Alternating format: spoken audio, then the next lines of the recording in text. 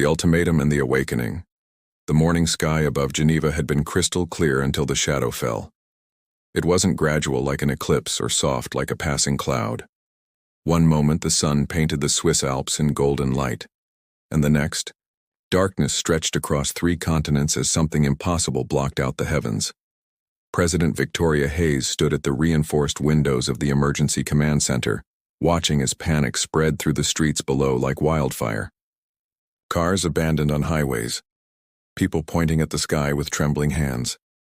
The massive alien vessel hung motionless above Earth's atmosphere, its hull darker than the void between stars, easily the size of Manhattan and bristling with structures that hurt the eyes to look at directly. "How long until the world leaders arrive?" she asked without turning from the window.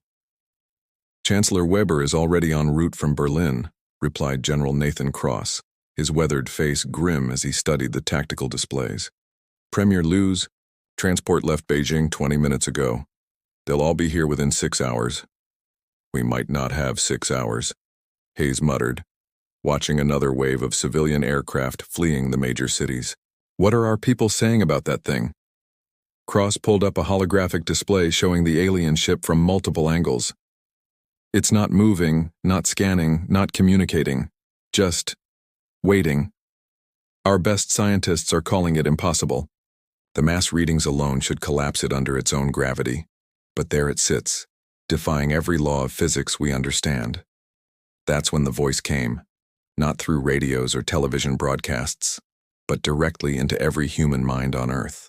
Simultaneously, the words formed in perfect clarity regardless of language, each person hearing it in their native tongue with an accent that felt both ancient and terrible. "People of the third planet, you have been judged by the Galactic Order and found unworthy of independence. Your species lacks the wisdom to govern itself and poses a threat to civilized worlds. You have 48 hours to surrender your weapons, disband your governments, and prepare for integration into the Order. Resistance will result in planetary sterilization. This is your only warning." The silence that followed seemed to stretch for eternity. Then the screaming began.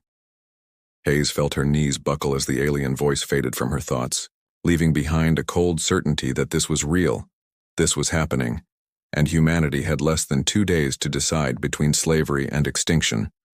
Around her, military officers and government officials stood frozen, their faces pale with the same realization. "Ma'am," Cross said quietly, his hand moving to a red phone that had never been used in the 30 years he'd served. "I think it's time to make the call." Hayes nodded slowly, knowing exactly what he meant. The call that would connect her to a woman most world leaders only knew as a code name, a shadow that moved through the highest levels of global security, with authority that transcended any single nation. The phone rang twice before a crisp, controlled voice answered. "This is Shadowfall Command. I assume you're calling about our uninvited guests?" "Commander Voss," Hayes said, sinking into a chair as the weight of the moment crashed over her. "Please tell me you have options." There was a pause, and when Commander Zara Voss spoke again, her voice carried a confidence that seemed impossible given their circumstances. "Madam President, I need you to listen very carefully. What I'm about to tell you is going to sound insane, but I need you to trust me. We've been preparing for this day for longer than you know." 3 hours later, Hayes found herself in an elevator descending deeper underground than she'd ever imagined possible. The ride lasted nearly 10 minutes, carrying her far beneath the Swiss mountains to a facility that didn't exist on any official record. When the doors opened, she stepped into a world that belonged in science fiction. The corridors stretched in every direction, buzzing with activity as technicians in unmarked uniforms hurried between rooms filled with technology she couldn't begin to understand. Holographic displays showed star charts, weapon schematics, and readouts in languages that weren't quite human. The air itself hummed with barely contained energy. "Welcome to Project Shadowfall," Commander Voss said, appearing at Hayes' side like a ghost. She was younger than Hayes had expected, perhaps 40, with silver-streaked black hair and eyes that seemed to hold secrets older than nations. "We've been expecting this day for 73 years.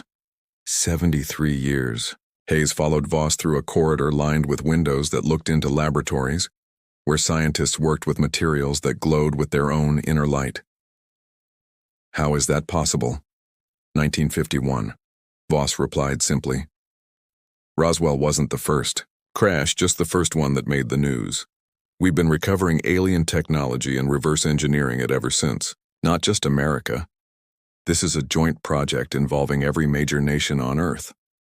When you see something fall from the sky that doesn't belong to this world, you have two choices: ignore it and hope it goes away, or prepare for the day its owners come looking.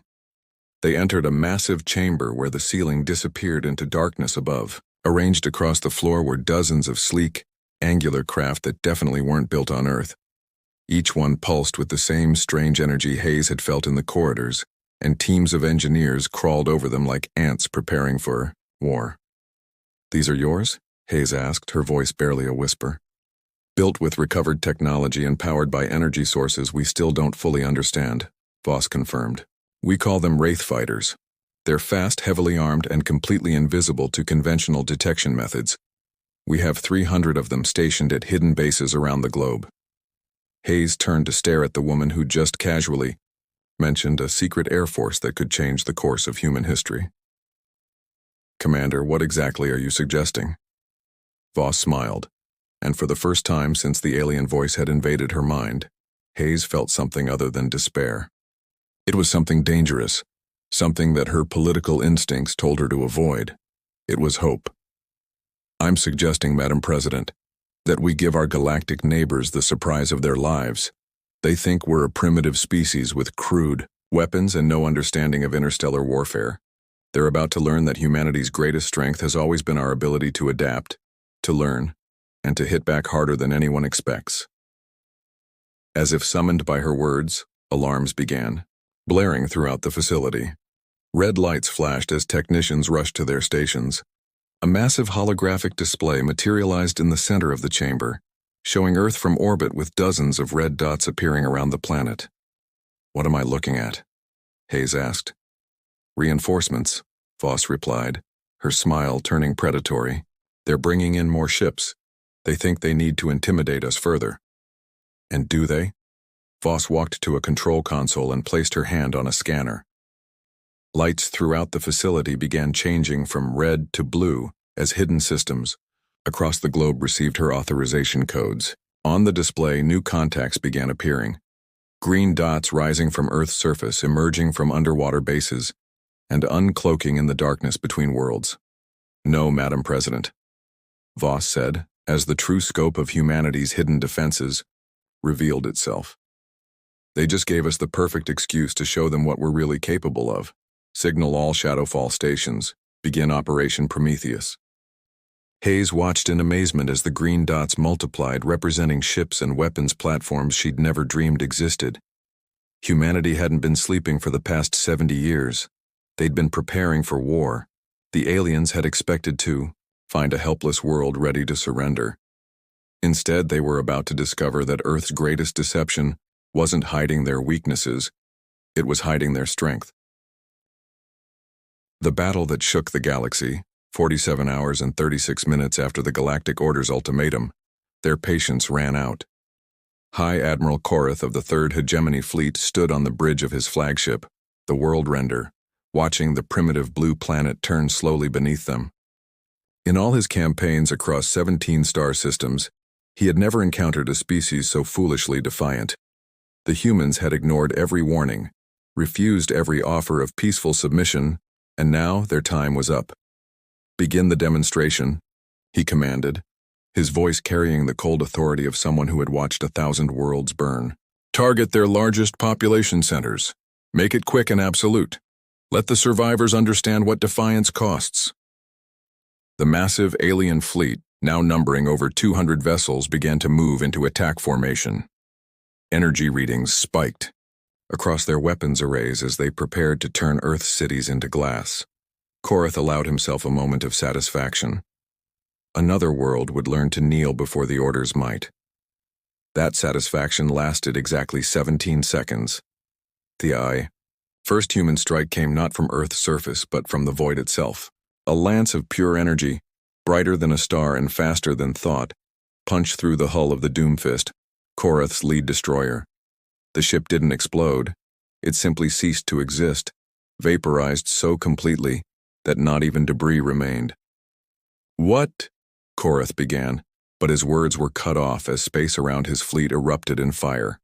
From every direction, sleek black ships materialized out of nothingness, their hulls reflecting no light, and their weapon systems glowing with the same terrible energy that had annihilated the Doomfist. They moved like predators darting between the massive alien vessels with impossible speed and precision. "Shields! Raise shields!"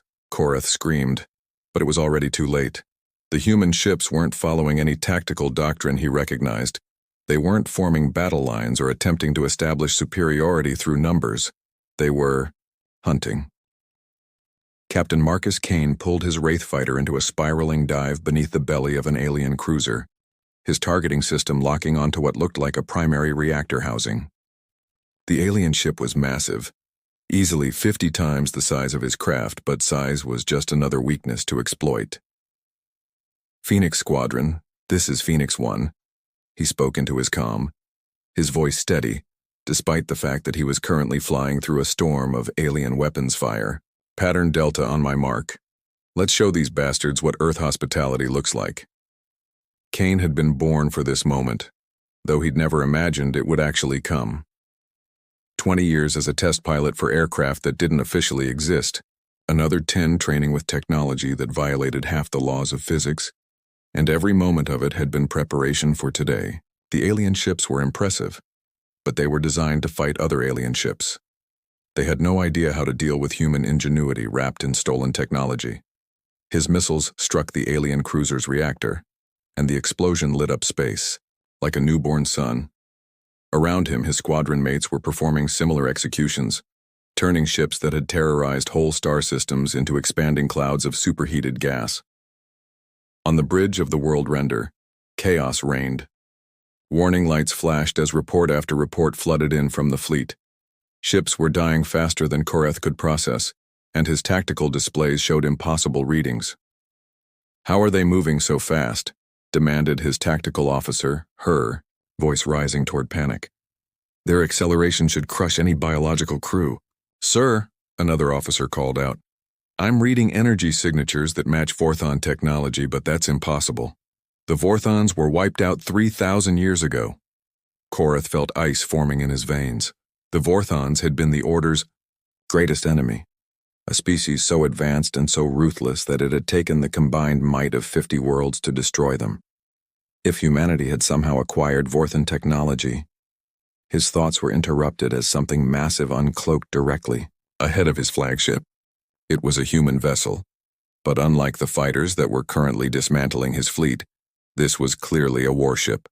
It was angular, predatory, and covered in weapon systems that made Korath's experienced eye water just looking at them. The Prometheus, humanity's first and only dreadnought, had been under construction in a hollowed-out asteroid beyond Neptune's orbit for the past 30 years. Commander Zara Voss stood on its bridge now, watching the alien fleet burn through her tactical display. "All stations report ready," announced her weapons officer, Lieutenant Commander James Park. "We have locks on their flagship and 17 support vessels." "Time to make a statement," Voss said calmly. "Mr. Park, you may fire when ready." The Prometheus unleashed hell. Every weapon system humanity had managed to reverse engineer, improve upon, and weaponize fired simultaneously. Quantum torpedoes that existed in multiple dimensions at once, particle beams that ignored conventional shields, gravitational weapons that turned space itself into a weapon.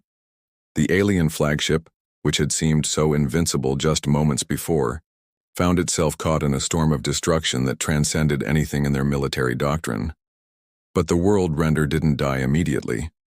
Its shields held, its armor absorbed punishment that would have vaporized lesser ships, and its crew fought back with the desperation of beings who had never faced defeat. Return fire lanced out toward the human dreadnought, weapons that could crack moons, focusing their fury on this upstart species that dared to challenge the Order. That's when the artifacts awakened. Deep beneath the Pacific Ocean, in a trench that had been formed not by geological processes but by an impact from space millions of years ago, ancient machines stirred to life. They had been waiting, dormant and patient, for the day when their creator's enemies would return. The Vorthons might be extinct, but their final gift to the universe was about to make itself known. Every human ship suddenly found its systems enhanced beyond their theoretical limits. Shields that had been running at maximum efficiency doubled in strength. Weapons that had been operating at their peak output began firing twice as fast.